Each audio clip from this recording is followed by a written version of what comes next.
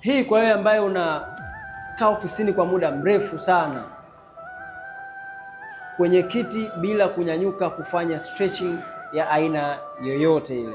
Jua kuwa unapokaa kwa muda mrefu kwenye kiti unaenda kufanya compressed katika low back ya mgongo wako.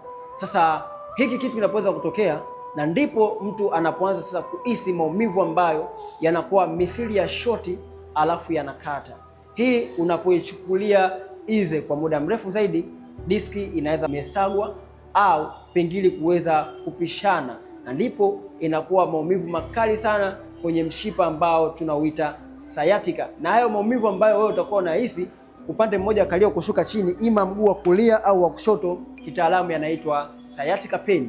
Na hii hali inapoweza kukukumba, ikiwa wewe kama muhanga wa changamoto hii, inaweza ikakupelekea katika hatua kubwa sana, ikiwemo kufanyiwa upasuaji ili kuweza kuweka diski zako katika place iliyokuwa sahihi. Sasa kama inakuwa unapitia changamoto hii, wasiliana nami ili niweze kukusaidia, kwa maana changamoto yako inabidi iondolewe kutoka kwenye chanzo na sio upasuaji.